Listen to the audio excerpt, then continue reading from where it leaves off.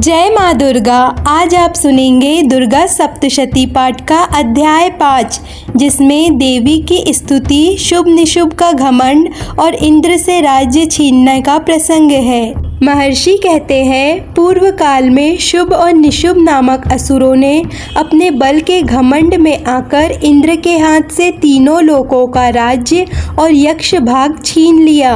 वे दोनों सूर्य, चंद्रमा, कुबेर, यम और वरुण के अधिकारों का भी उपयोग करने लगे। वायु और अग्नि का कार्य भी वे ही करने लगे। उन दोनों ने सब देवताओं को अपमानित, राज्य भ्रष्ट, पराजित तथा अधिकारहीन करके स्वर्ग से निकाल दिया। उन दोनों असुरों से तिरस्कृत देवताओं ने अपराजिता देवी का स्मरण किया और सोचा, जगदम्बा ने वर दिया था कि आपत्ति काल में स्मरण करने पर मैं तुम्हारी आपत्तियों का नाश कर दूंगी। यह विचार कर देवता गिरिराज हिमालय पर गए और वहां भगवती विष्णु माया की स्तुति करने लगे। देवता बोले, देवी को नमस्कार, महादेवी शिवा को सर्वदा नमस्कार, प्रकृति तथा भद्रा को प्रणाम। हम लोग नियम पूर्वक जगदम्बा को नमस्कार करते हैं, रौद्रा को नमस्कार करते हैं, नित्या, गौरी एवं आधरी को बारंबार नमस्कार है। ज्योत्सनामयी, चंद्र रूपिणी एवं सुख स्वरूपा देवी को सतत प्रणाम। शरणागतों का कल्याण करने वाली बुद्धि एवं सिद्धि रूपा देवी को हम बारंबार नमस्कार करते हैं। राक्षसों की लक्ष्मी, राजाओं की लक्ष्मी, शिव पत्नी स्वरूपा आप जगदम्बा को बार बार नमस्कार है। दुर्गा, दुर्गपरा, सारा, सर्वकारिणी, ख्याति, कृष्णा और धूम्रा देवी को सर्वदा नमस्कार है। अत्यंत सौम्य तथा अत्यंत रौद्र रूपा देवी को हम नमस्कार करते हैं। उन्हें हमारा बारंबार प्रणाम है। जगत की आधारभूता कृति देवी को बारंबार नमस्कार है। जो देवी सब प्राणियों में विष्णु माया के नाम से कही जाती है, उनको नमस्कार, उनको नमस्कार, उनको बारंबार नमस्कार है। विष्णु माया माँ भगवती को नमस्कार। सब जीवों में देवी माँ कौन से स्वरूपों में स्थित रहती है? जो देवी सब प्राणियों में चेतना कहलाती है, उनको नमस्कार, उनको नमस्कार, उनको बारंबार नमस्कार है। जो देवी सर्व प्राणियों में बुद्धि रूपा में स्थित है, उनको नमस्कार, उनको नमस्कार, उनको बारंबार नमस्कार है। जो देवी सब प्राणियों में निद्रा रूप में स्थित है, उनको नमस्कार, उनको नमस्कार, उनको बारंबार नमस्कार है। जो देवी सब प्राणियों में शुद्धा यानी भूख के रूप में स्थित है, उनको नमस्कार, उनको नमस्कार, उनको बारंबार नमस्कार है। जो देवी सब प्राणियों में छाया रूप में स्थित है, उनको नमस्कार, उनको नमस्कार, उनको बारंबार नमस्कार है। जो देवी सब प्राणियों में शक्ति रूप में स्थित है, उनको नमस्कार, उनको नमस्कार, उनको बारंबार नमस्कार है। जो देवी सब प्राणियों में तृष्णा रूप में स्थित है, उनको नमस्कार, उनको नमस्कार, उनको बारंबार नमस्कार है। जो देवी सब प्राणियों में क्षमा रूप में स्थित है, उनको नमस्कार, उनको नमस्कार, उनको बारंबार नमस्कार है। जो देवी सब प्राणियों में जाति रूप में स्थित है, उनको नमस्कार, उनको नमस्कार, उनको बारंबार नमस्कार है। जो देवी सब प्राणियों में लज्जा रूप में स्थित है, उनको नमस्कार, उनको नमस्कार, उनको बारंबार नमस्कार। जो देवी सब प्राणियों में शांति के रूप में स्थित है, उनको नमस्कार, उनको नमस्कार, उनको बारंबार नमस्कार। जो देवी सब प्राणियों में श्रद्धा रूप में स्थित है, उनको नमस्कार, उनको नमस्कार, उनको बारंबार नमस्कार है। जो देवी सब प्राणियों में कांति रूप में स्थित है, उनको नमस्कार, उनको नमस्कार, उनको बारंबार नमस्कार है। जो देवी सब प्राणियों में लक्ष्मी रूप में स्थित है, उनको नमस्कार, उनको नमस्कार, उनको बारंबार नमस्कार है। जो देवी सब प्राणियों में वृत्ति रूप में स्थित है, उनको नमस्कार, उनको नमस्कार, उनको बारंबार नमस्कार है।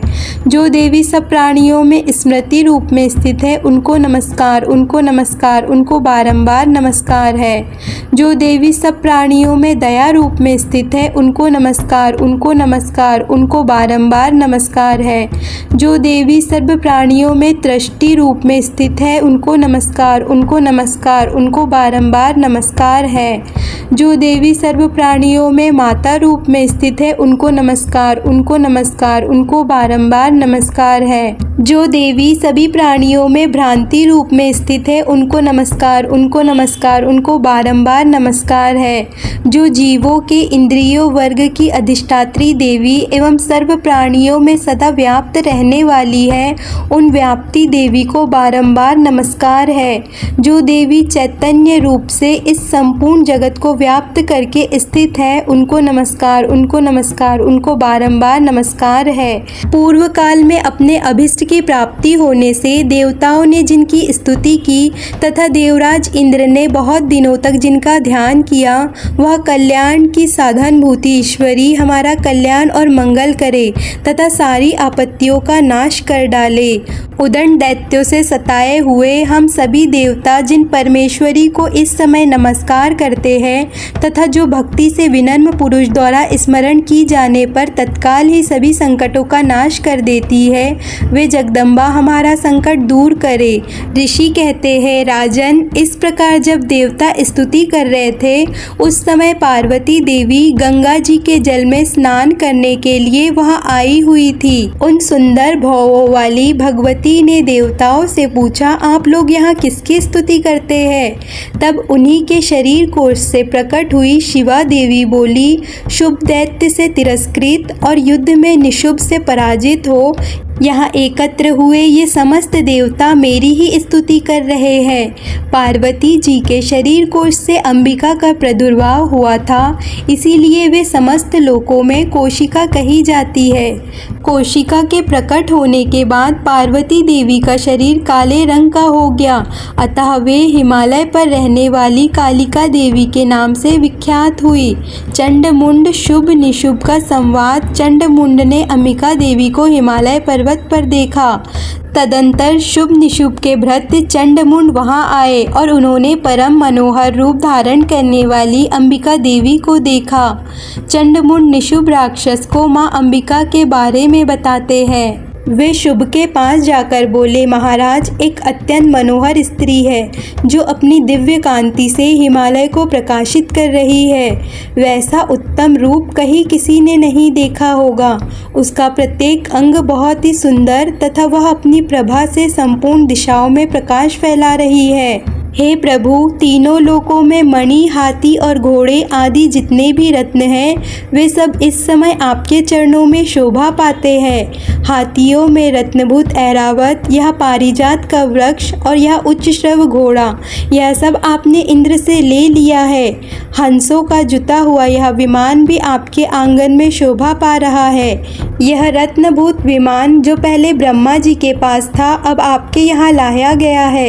यह महापद्म नामक निधि आप कुबेर से छीन लाए हैं। समुद्र भी आपको किंजकलिनी नाम की माला भेंट कर चुका है जो केसरों से सुशोभित है और जिसके कमल कभी कुमलाते नहीं हैं। स्वर्ण की वर्षा करने वाला वरुण का छत्र भी आपके घर शोभा पाता है तथा यह श्रेष्ठ रथ जो पहले प्रजापति के अधिकार में था अब आपके पास मौजूद है। मृत्यु की उत्क्रांतिदा नामक शक्ति भी आपने छीन ली है तथा वरुण का पाश और समुद्र में रहने वाले सब प्रकार के रत्न आपके भाई निशुभ के अधिकार में हैं। अग्नि में भी स्वतः शुद्ध किए हुए 2 वस्त्र आपकी सेवा में अर्पित है। इस प्रकार सभी रत्न आपने एकत्रित कर लिए हैं। फिर जो यह स्त्रियों में रत्न रूप कल्याणमयी देवी है, इसे आप क्यों नहीं अपने अधिकार कर लेते? ऋषि कहते हैं, चंडमुंड का यह वचन सुनकर शुभ ने महादैत्य सुग्रीव को दूत बनाकर देवी के पास भेजा और कहा, तुम मेरी ये बातें कहना और ऐसा उपाय करना जिससे प्रसन्न होकर वह शीघ्र ही यहाँ आ जाए। वह दूत पर्वत में रमणीय प्रदेश में जहाँ देवी मौजूद थी वहाँ गया और मधुर वाणी से कोमल वचन में बोला, देवी दैत्यराज शुभ इस समय तीनों लोकों के परमेश्वर है। मैं उन्हीं का भेजा हुआ दूत हूँ और यहाँ तुम्हारे पास आया हूँ। उनकी आज्ञा सदा सब देवता एक स्वर में मानते हैं, कोई उनका उल्लंघन नहीं करता। वे संपूर्ण देवताओं को परास्त कर चुके हैं। उन्होंने तुम्हारे लिए जो संदेश दिया है उसे सुनो। दूत माता रानी को संदेश सुनाता है कि संपूर्ण त्रिलोक मेरे अधिकार में है। देवता भी मेरी आज्ञा के अधीन चलते हैं। सभी यज्ञों के भागों को मैं ही पृथक पृथक भोगता हूँ। तीनों लोकों में जितने श्रेष्ठ रत्न हैं वे सब मेरे अधिकार में हैं। देवराज इंद्र का वाहन ऐरावत जो हाथियों के रत्न के समान है उसे मैंने छीन लिया है। क्षीर सागर का मंथन करने से जो अश्वरत्न उच्चश्रवा प्रकट हुआ था उसे देवताओं ने मेरे पैर पकड़कर समर्पित किया है। उसके सिवा और भी जितने रत्न पदार्थ हैं देवताओं, गंधर्वों और नागों के पास थे वे सब मेरे पास आ गए।